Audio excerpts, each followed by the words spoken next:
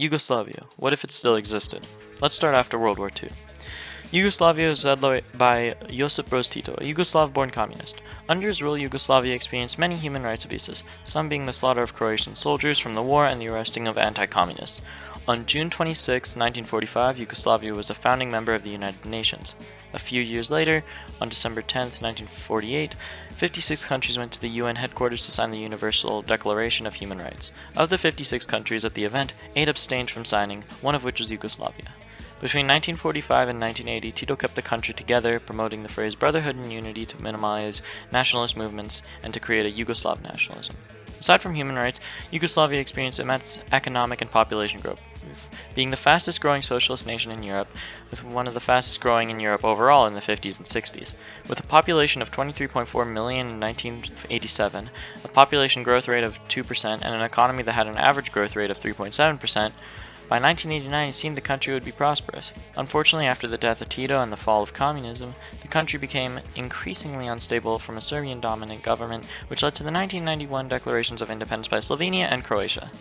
The Yugoslav Wars, known for their numerous human rights violations, started when Slovenia and Croatia declared independence from Yugoslavia on June 25, 1991. A short 10-day conflict happened in Slovenia, but a much longer 4-year war was waged by the Yugoslav People's Army in Croatia.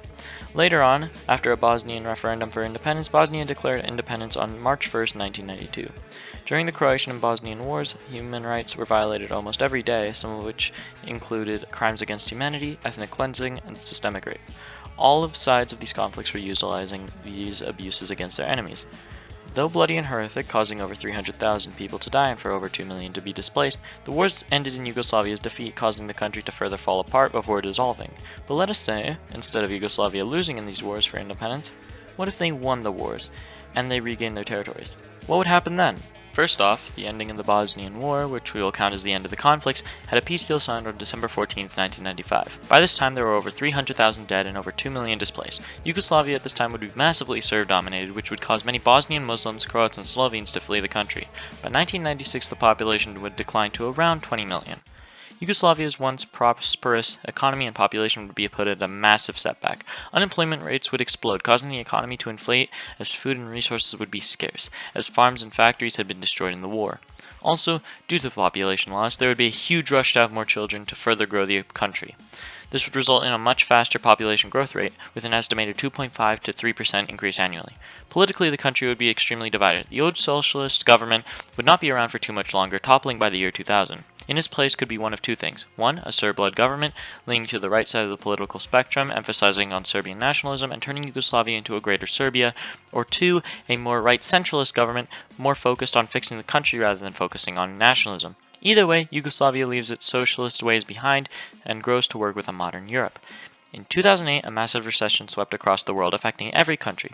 Yugoslavia would be no outlier, and just like every other country, its economy fell.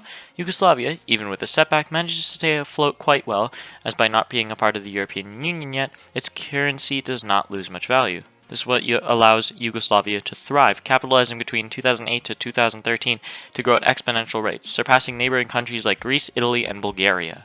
In conclusion, if Yugoslavia were to exist today, it would be an influential nation, not only in the Balkans, but in all of Europe.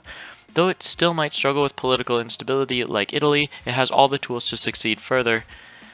Ultimately, the idea of a modern Yugoslavia is not particularly far-fetched, as in our own timeline, we had all had the potential for this to be realized.